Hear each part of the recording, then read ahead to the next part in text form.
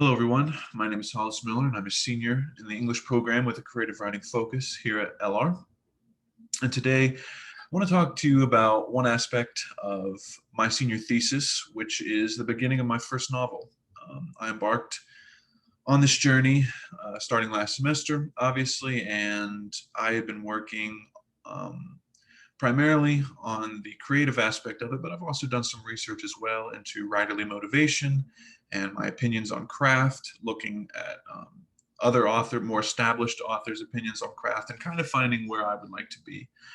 But the main part of my thesis focused around my first novel, which is a crime novel set in Boston, which follows an FBI agent, an Irish gangster, a retired cop, or actually a cop who was kicked off the force for alcoholism, and another agent who's young and, a young starlet in the FBI and trying to make her way.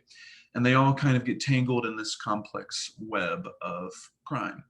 And so I want to talk to you a little bit about that today and read a little bit of the novel. So the inspiration for this story spawns from the real life story of Whitey Bulger and John Connolly. Now, who are these people? John Connolly was an FBI agent in Boston who was from the Boston area, and Whitey Bulger was, you might know who that is. He kind of became a Boston kingpin, and it all started from a partnership that John Connolly formed with him. So Connolly was given an edict to eradicate the mafia in Boston, and so he decided to use his childhood friend Whitey Bulger to his advantage by recruiting him to be an informant. And basically, they formed an alliance. John Connolly would get rid of the mafia, which would allow Whitey Bulger to expand his criminal enterprise, and Whitey Bulger would inform on the mafia's dealings to Connolly in order to, again, expand his own interests and get rid of the mafia. And this sort of allowed Whitey Bulger to become a kingpin. He was a small-time kind of gangster in the Winter Hill Gang in Somerville and Southie and Dorchester and those neighborhoods in Boston. But his relationship with Connolly really allowed him to rise to power. I mean, he had connections in Oklahoma and Kentucky and Florida and all sorts of things. And I first heard of this story through the movie Black Mass in 2015, which has Johnny Depp playing Whitey Bulger, and it's a really great film. I advise you check it out. But what I wanted to do with the Whitey Bulger story was ask this question. There was a lot of frustration surrounding the Bulger case.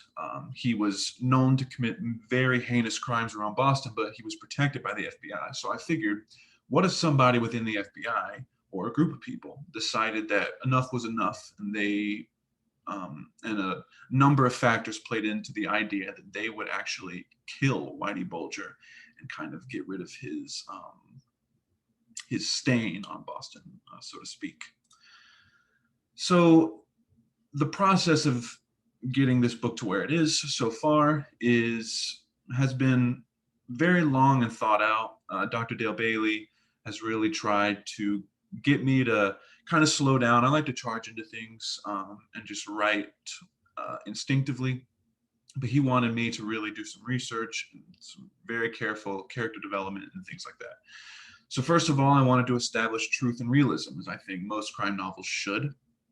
So this included researching what it was like in the 90s.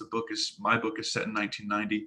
So I did a lot of research. I looked at commercials from the 90s, events in the 90s, movies that came out that people would be talking about, and that sort of thing, fashion as well. And I really did research into Boston. I've spent hours on Google Earth scrolling through the Boston streets, getting the feel for the area. I've learned tons of Boston slang, listened to the accent to get that rhythm for the dialogue, and really just dive into Boston headfirst. And then also, I have done much research into the FBI and their process, and I've had criminal justice professors on campus vet the research I did, primarily into wiretapping, which I think you will see come into play in my reading today. But also, I think more important even is the characters in my story. I think character is what books primarily should revolve around in order to be, impactful. And so what I did was I wrote 2 to 3 page character sketches for all the main characters, really diving into their motivations, and those motivations come into play in the plot. And I also made some aesthetic choices prior to writing. So one opinion of mine is that a novel's style should reflect the setting. Now, what do I mean by this?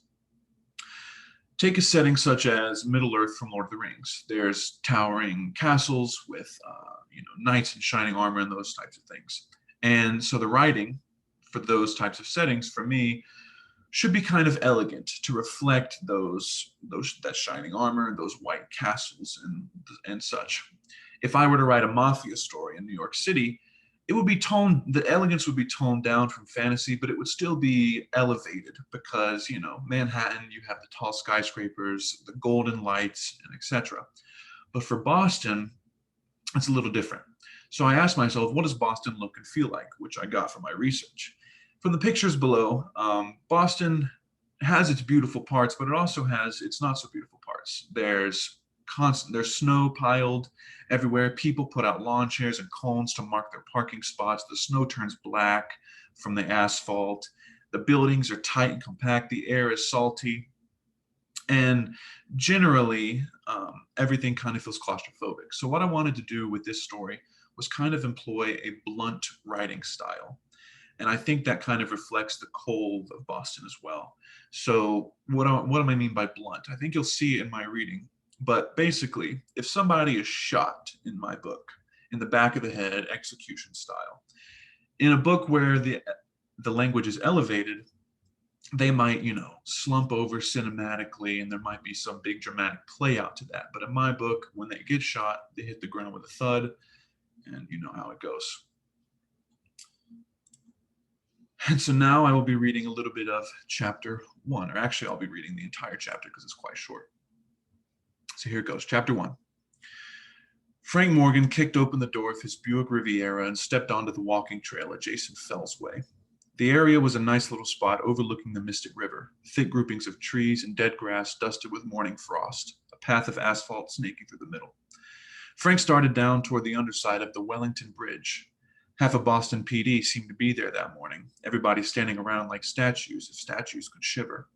Frank wondered why people always did that when it was cold. The same rules that applied to water molecules applied to people, he thought. The ones that moved around stayed warm, the ones that didn't turned to ice.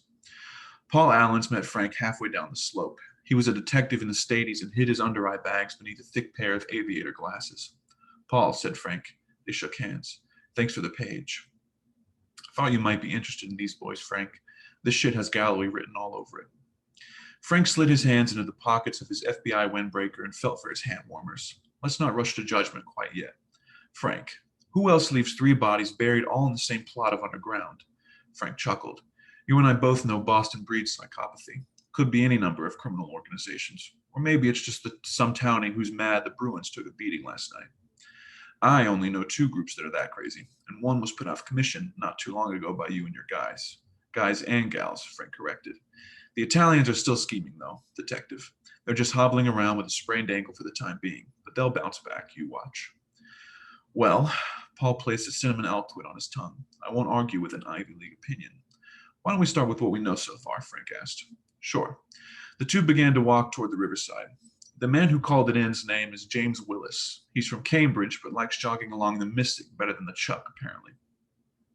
Frank looked out over the Mystic and thought that was strange. The water that day was silver and frothy at the edges. The smell was like a clogged disposal. The Charles River never flowed beautifully or blue year-round, but Cambridge was at least classy and colonial. White ghettos and abandoned industries surrounded the Mystic, leaving it riddled with steel, trash, and occasionally bodies. He had his dog, Paul continued, and the dog started to go nuts right beneath the bridge. Willis said he was fixated on one spot, so he let the pooch do what he does and sniff around. Lo and behold, Willis takes a good look at the ground, just a few feet from the concrete support, and sees some blood and scattered teeth. Frank twisted his head to face Paul. His gums throbbed. Scattered teeth? Funny thing, too. Willis is a retired dentist. Oh, the irony. Yeah, Paul laughed. That's about all I can tell you. One of your agents just got here a minute ago, so I guess she can fill in the blanks with whatever she's figured out. Frank looked and was glad to see Emily Cortland, a bright new addition to the team. She was a blonde with dark eyes who didn't quite eat enough. It showed in her jawline and cheekbones. I radioed everyone to be on standby. Didn't expect anyone to actually show up, though. He put a hand on Paul's shoulder. Apologies. Rookie blood runs hot, I guess, but it doesn't boil like that too often. I better get down there and sing my praises. Sure, Frank. I'll be up here. You need me. Frank stepped over the yellow tape. The soil at the river's edge was black from moisture but hard from the cold. It crunched beneath his shoes. 3 bodies were organized belly down like gleaming, perfectly sliced fish at a market display, but they smelled more like oysters. Frank expected them to be gray, but their flesh was still rosy. Fresh kills. Dumped and uncovered in less than 24 hours, he guessed. Emily squatted at the ankles of the closest body. It was a man just short of 6 feet. His shoulder-length hair was gelled down with dirt and gunk from the rose-shaped entry wound at the rear of his skull. Hey, Frank, Emily said. Frank always noticed how carefully she spoke. He guessed it was to hide her natural southern drawl. She did it well. Emily, what do we got? Nothing unexpected, she explained, standing. I think who they are is going to make you pretty happy. Ah, he turned to the bodies and performed a little bow. Thank you, gentlemen. She handed him a wooden ruler. Take a peek at that first one. Frank took the ruler and brushed the victim's hair from his features. The strands were matted together and moved like licorice. He immediately recognized the pale blue eyes that stared back at him. Victor Adamski, he said, and I guess these 2 were his right and left hands. You got it, Rusnak and Bros. Who do the teeth belong to? Frank wondered. Bros. Well, hopefully he's insured. Frank circled the bodies like a vulture. This is good, Emily. Really good. We can easily string this back to Galloway, no problem. He pointed up the slope. Go back to my car, get on the phone, and make sure our forensics people head over to Boston PD. On it, she said, and jogged away.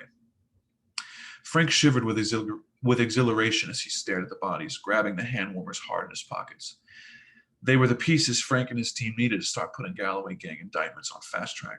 Adamski and the 2 men beside him ran the heroin game around Winter Hill and Somerville at large, a place of known Galloway interest in the last year. During that time, a handful of Adamski's lowball dealers had wound up dead, and suddenly everybody switched to buying their smack from Irish hoods instead of Polacks. Morning, Frank, a voice called from behind him. Frank turned to see Elijah Dorfman hurrying down the slope. I didn't expect to see anybody down here, Frank said. Dorfman came to Frank's side. His breathing was heavy. You need to get in the gym a bit more, Dorfman. Dorfman laughed. Don't I know it? Got a mini inner tube forming just above my belt. The perks of having kids who only want chicken nuggets and french fries for dinner. They both chuckled. So what's going on here, Frank? Who are these guys? Victor Adamski, Steve Rusnak, and Jared Bros. Dorfman crouched and looked over their faces. I just spoke to Rusnak the other day. He had on the same red jacket he does now. Matches the blood in his eyes. You said your physicality's down, so why don't we test your deductive reasoning? Who do you think did this? Dorfman lost balance and shoved his fingers into the cold soil to catch himself. I have a feeling this ties into the Patriarcha family somehow. You're kidding. No, you might need to be checked for brain cancer. This is Galloway work, Dorfman. I hate to say this, but you're always too quick to go after them, Frank. Dorfman stood and came over to him. What if it's not Galloway? If we're too sure on our leads and hunches, we could go down a rabbit hole and never come out. Frank sighed. We've taken hundreds of photographs over the last 2 weeks of these very 3 guys meeting with Tommy Farron and his inner circle down in Southie. Word on the street was that some kind of arrangement was being made between them to split Somerville so the bloodshed that rained down over the past year could stop. What motives would the Mafia have for taking over these Polacks? Please tell me. They wanted a bigger piece of Somerville to control it, block Galloway access to it to make up for lost ground in Charlestown and East Boston.